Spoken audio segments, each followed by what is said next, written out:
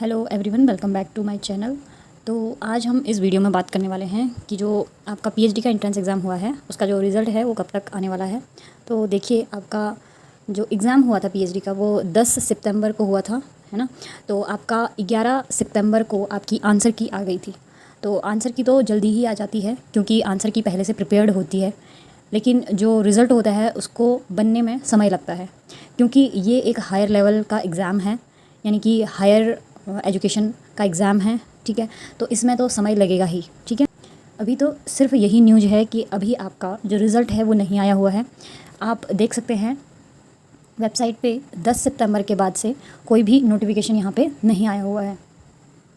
तो इसका मतलब ये है कि अभी जो आपका रिज़ल्ट है आने में थोड़ा टाइम लग सकता है, यानी कि आपका जो अक्टूबर ये चल रहा है उसका सेकेंड वीक या लास्ट वीक तक आपका जो रिज़ल्ट है वो आ सकता है। उससे पहले जिन विद्यार्थियों के, यानी कि जिन कैंडिडेट्स के जो आंसर कीज़ गलत हुई थी, उनका जो रिवाइज्ड आंसर की भी आ सकता है, इस हफ्ते में आ सकता है रिवाइज्ड आंसर की। जिन्होंने क्लेम किया था कि उनका जो आंसर्स हैं वो यहाँ पे गलत शो हो रखे हैं, तो उन्होंने फ़ीस वगैरह भरी होगी, तो उनके लिए रिवाइज्ड आंसर की भी यहाँ पे रिलीज़ की जा सकती है। तो अभी तो फ़िलहाल यहाँ पे कोई भी अपडेट आपके लिए नहीं है, फिर भी फर्दर, लेकिन ये ज़रूर कह सकती हूँ इस वीडियो में आपको कि आपका जो रिज़ल्ट है इसी महीने आ जाएगा। आपका जो एग्ज़ाम है अभी हुए 1 महीना पूरा नहीं हुआ है। ठीक है, तो कम से कम भी 1 महीना लगता है रिज़ल्ट आने में, क्योंकि हायर लेवल का एग्ज़ाम है, उसको बारीकी से जांच करना होता है। ये कोई कंप्यूटर बेस्ड एग्ज़ाम नहीं है, कंप्यूटर बेस्ड भी होता है तो भी उसमें समय लगता है। ठीक है, कोई भी आपने कभी नेट का एग्ज़ाम दिया होगा, कभी CSIR नेट या UGC नेट का एग्ज़ाम दिया होगा, तो वो भी एक हायर लेवल के एग्ज़ामिनेशंस हैं, उसमें भी समय लगता है। वो होने को CBT बेस्ड होते हैं, लेकिन वहाँ पे भी आपको 1 महीने में आंसर की मिलती है, या उसके बाद 1 महीने में आपको जो रिज़ल्ट है वो घोषित किया जाता है वहाँ पे भी, क्योंकि ये हायर लेवल के एग्ज़ाम्स होते हैं। इनमें समय लगेगा ही, क्योंकि बारीकी से हर चीज़ को चेक करना होता है।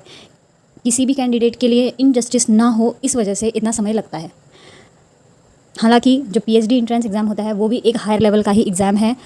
माना इसका जो लेवल है वो नेट से या गेट जो अदर एग्ज़ाम्स होते हैं उनसे थोड़ा कम है, लेकिन एजुकेशन के फील्ड में जहाँ पे हमें एडमिशन लेके हमें कॉलेजेस में पढ़ना होता है, तो वहाँ पे ये एक सबसे हायर लेवल का एग्ज़ाम है। ये तो आप सभी जानते हैं। तो यहाँ पे तो समय लगेगा ही इसके रिज़ल्ट को आने में। तो आप थोड़ा सा पेशेंस बनाए रखिए कि कब तक रिज़ल्ट आएगा। तो इसी महीने आ जाएगा आपका रिज़ल्ट, सेकेंड वीक या लास्ट वीक तक आपका रिज़ल्ट आ जाएगा। आप निश्चिंत रहिए, आपको आपके आंसर्स पता हैं, पहले से पता है।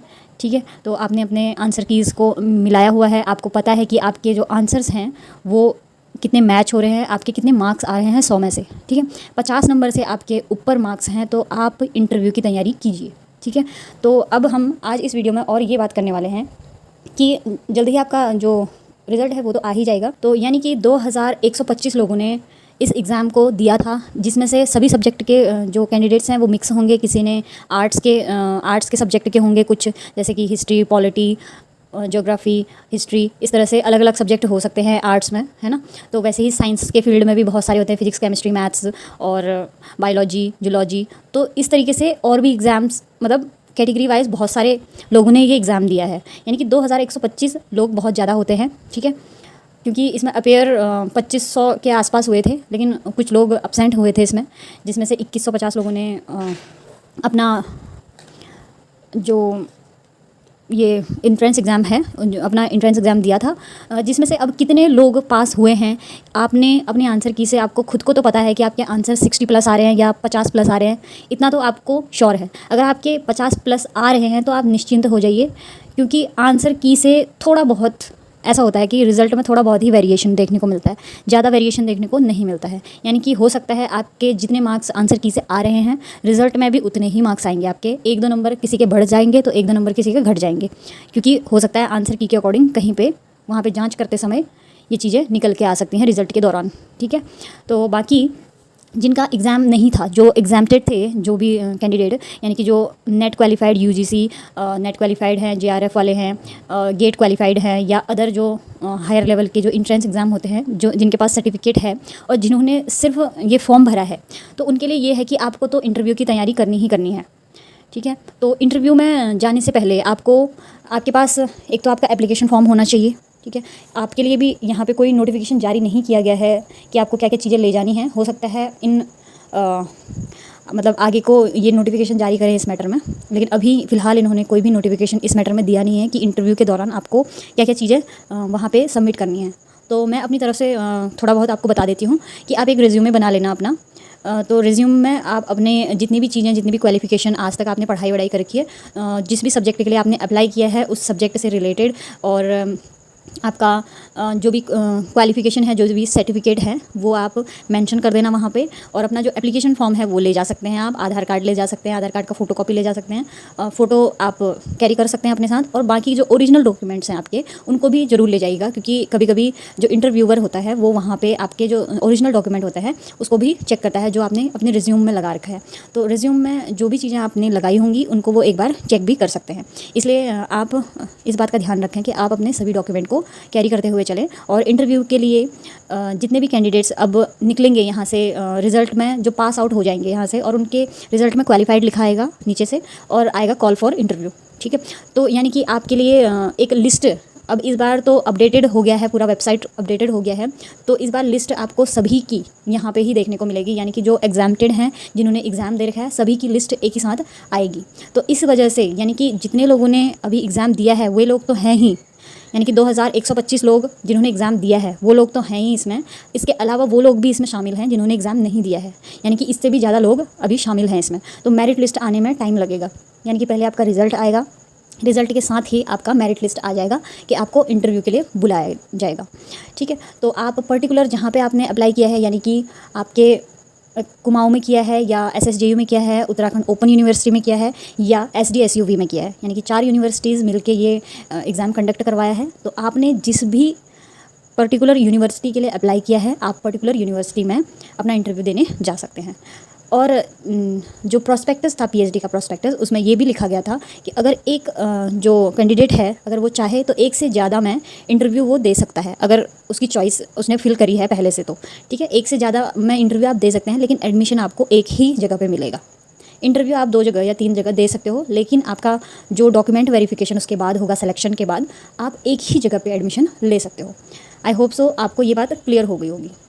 और रही बात इंटरव्यू में क्या पूछेंगे, तो इंटरव्यू में आपकी एक तो पर्सनालिटी देखी जाएगी, आपका बिहेवियर देखा जाएगा थोड़ा बहुत, आपका कॉन्फिडेंस चेक किया जाएगा वहाँ पे, और आपकी जो सब्जेक्ट पे नॉलेज है वो चेक की जाएगी। उसके बाद आपसे आपके सब्जेक्ट से रिलेटेड ही क्वेश्चंस पूछे जाएंगे, क्योंकि आप एक हायर लेवल एग्ज़ाम की तैयारी कर रहे हैं। इसके बाद आप इस एग्ज़ाम को पास करने के बाद आप एक एलिजिबल हो जाते हैं कि आप कॉलेजेस में पढ़ा सकते हैं और कॉलेज में प्रोफेसर बन सकते हैं, कॉलेज के लेक्चरर बन सकते हैं। तो इसके लिए आपका जो नॉलेज है वो चेक करना बहुत ज़्यादा ज़रूरी हो जाता है यहाँ पे।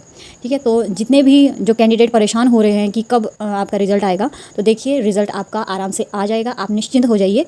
और जो भी आपको लग रहा है, आप अपनी जो तैयारी है वो सीधे ही आप इंटरव्यू के लिए कीजिए। जिनको पता है कि हमारे 60+ आ रहे हैं, 50+ आ रहे हैं, तो वो बहुत अच्छी बात है, उनको इंटरव्यू के लिए बुलाया ही बुलाया जाएगा। अब इंटरव्यू पे डिपेंड करता है आपके कि जिसका इंटरव्यू जितना अच्छा होगा उसको वो सीट मिल जाएगी। यानी कि क्वालिफ़िकेशन तो सभी की बराबर ही है, लेकिन जो एग्जाम्प्टेड हैं उनके पास एक क्वालिफ़िकेशन ये है कि उन्होंने नेट क्वालिफाइड किया है या JRF क्वालिफाइड किया है, तो उनको ज़्यादा वेटेज इसका मिलेगा। क्योंकि नेट एग्ज़ाम और जो JRF निकालना होता है वो टफ़ होता है as compare to PhD entrance exam, इसलिए उनको एग्जाम्प्टेड किया गया है यहाँ पे, क्योंकि वो टफेस्ट एग्ज़ाम में से आता है यहाँ पे हमारे इंडिया में। तो इसलिए जिनके भी एग्जाम्प्टेड है उनको भी मेहनत करने की ज़रूरत है। वैसे उनको ज़्यादा मार्क्स तो मिलेंगे ही इस इंटरव्यू में, लेकिन इंटरव्यू उनके पर्सनालिटी पे भी डिपेंड करेगा, उनके कॉन्फिडेंस पे, उनके नॉलेज पे भी डिपेंड करेगा। उसके बाद ही एक फ़ाइनल सिलेक्शन होगा, उसकी एक मेरिट लिस्ट जारी कर दी जाएगी। एक तो आपका इसके लिए आएगा एक मेरिट लिस्ट कि आपको इंटरव्यू के लिए किस किस को जाना है, किस किस का नाम आएगा, एक लिस्ट आएगी उसकी। हो सकता है वो वेबसाइट पर ही आएगी या पर्टिकुलर अलग अलग वेबसाइट पर भी ये डाल देंगे, है ना। एक तो समर्थ की पोर्टल है, उसके अलावा जो कंबाइंड अलग अलग जो पोर्टल्स हैं उसमें भी आपको ये जो नोटिफिकेशन है वो देखने को मिल सकते हैं। आप चाहें तो SSJU के पोर्टल पे, KU के पोर्टल पे, UOU के पोर्टल पे, SDSUV के पोर्टल पे भी इनकी जो जानकारियाँ हैं वो ले सकते हैं, क्योंकि कभी कभी समर्थ पे कुछ नोटिफिकेशन नहीं शो होते हैं, वो पहले ही अदर वेबसाइट्स जो हैं उस पर शो हो जाते हैं। तो जो भी मेरा वीडियो रहता है उसके डिस्क्रिप्शन में सभी जो लिंक होते हैं वहाँ पर रहते हैं, तो आप जाके वहाँ पे चेक कर सकते हैं कि अगर वहाँ पे कोई नया नोटिफिकेशन आया है या नहीं आया है। तो आई होप सो आपका जो डाउट है जो रिज़ल्ट को लेके वो थोड़ा क्लियर हो गया होगा कि आप बिल्कुल निश्चिंत हो जाइए, बिल्कुल भी परेशान मत होइए कि रिज़ल्ट कब आएगा, रिज़ल्ट कब आएगा। बिकॉज़ रिज़ल्ट आ जाएगा आपका, बस आपको अपनी तैयारी पक्की रखनी है अगर आपको यहाँ पे सिलेक्शन लेना है तो। क्योंकि पीएचडी का जो एंट्रेंस है वो सबसे हायर लेवल का एग्ज़ाम है, ये आप भी जानते हैं।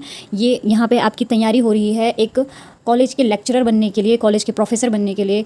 आपकी जो क्षमता है वो देखी जाएगी वहाँ पे, इसलिए इसको हम हल्के में नहीं ले सकते, इसलिए इसका जो रिज़ल्ट है आने में देरी हो रही है। ठीक है, तो आई होप आप लोग मेरी बात को समझ गए होंगे और आपको मिलती हूँ नेक्स्ट वीडियो में। आई होप आपके सभी डाउट्स क्लियर हो चुके होंगे। तो जितने भी लोग इसमें जुड़े हुए हैं पीएचडी एंट्रेंस एग्ज़ाम के अंदर, जो कि जिन्होंने एग्ज़ाम दे रखा है और जिन्होंने एग्ज़ाम नहीं दिया है, तो वे सभी अपनी तैयारी अच्छे से रखें ताकि आपका जो सिलेक्शन है वो रुके ना, आपका ज़रूर से ज़रूर सिलेक्शन हो। आप सभी को ऑल द वेरी बेस्ट। तो आप अपने सब्जेक्ट का जो भी आपने एंट्रेंस के दौरान पढ़ा था उसको रिवाइज़ कीजिए, वही चीज़ें पढ़िए, अपने कॉन्फिडेंस को बूस्ट कीजिए। आप बिल्कुल प्रिपेयर रहिए, जैसे ही आपका रिजल्ट आएगा वैसे ही आपका अनाउंस हो जाएगा कि आपको इंटरव्यू के लिए जाना है। तो ये बात आप ध्यान रखिए, ठीक है। तो यानी कि आप रिज़ल्ट का वेट मत कीजिए, रिज़ल्ट जैसे ही आएगा वैसे ही आपको इंटरव्यू के लिए बुला दिया जाएगा। तो ये बात आप ध्यान रखिए। अगर आपको अपना रिज़ल्ट पता है तो ये बहुत अच्छी बात है, आप अपनी तैयारी पक्का करके रखिए, ठीक है। तो आज के वीडियो में इतना ही था, क्योंकि अभी कोई भी नोटिफिकेशन नहीं आया हुआ है तो मैं आपको ऐसे कुछ भी गलत इन्फॉर्मेशन नहीं दे सकती हूँ कि कब आ जाएगा। लेकिन हाँ, ये ज़रूर कह सकती हूँ कि आपका जो रिज़ल्ट है वो इसी महीने आ जाएगा, लास्ट वीक तक तब भी आ जाएगा, ठीक है। तो मैं मिलती हूँ आपको नेक्स्ट वीडियो में। जैसे ही आपका रिज़ल्ट आएगा मैं या तो कम्युनिटी पोस्ट कर दूँगी या आपके लिए एक नया वीडियो लेके आपके सामने हाजिर होंगी। तो तब तक के लिए thank you so much. Please do like, share and subscribe to my channel. Thank you.